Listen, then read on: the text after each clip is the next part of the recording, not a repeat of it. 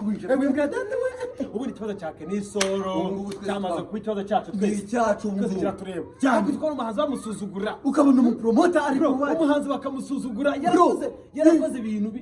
ajya muri studio akarayandika amajoro yose agakora indirimbo ikajya hanze akayipromotinga akagira gutaka ama video akachaka bakina muri video byose bikarangira hari n'abandi bahanzi noneho we ibazakubyuka kurara wandika indirimbo bikananga magahindura umushinga ukavuga ati none hanga ngiye gushishura ukashaka gushishura ugafata indirimbo beat ya Celine Dion ukavangamo ya Koffi Olomide ukazawushyiramo muri urafunga shamya Bulldog hano kugira ngo bitange umusaruro ugashamya Chameleone ukabihuza ugashaka n'indirimbo imwe barangiza agashaka kuza bakwambura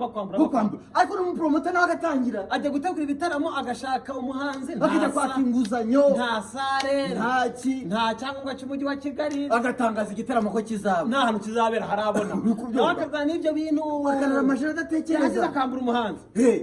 cyangwa umuhanzi akanga kuza mu byo bumvikanye akica amasezerano bose barababaye ariko ikibazo cya Kenisoro cyumvikanamo Kenisoro kikumvikanamo David Bayingana kikumvikanamo witwa Bruce Ntore reka tufate umuti umubi iki kibazo cye cyongera dari twese tujya ikibazo cyabere tujya hitwa muri Beka Arena twicare twuzuye hariya rwose nibashaka bishyuza igihumbi abantu 5 miliyoni zingahe eshanu twicare cyane kandi bwa Kenisoro bajya hariya basobanura ibintu byagenze abo bajuno bariye wese bandi bose kote yabo bajari abate kugitaramo ba David Bayingana bande baye bose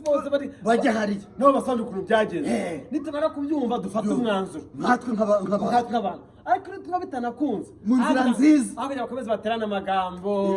iki Kenisoro tubashyira abantu babiri bonyine Kenisoro hagare hariya na David Bayingana hagarare hariya ubundi barwane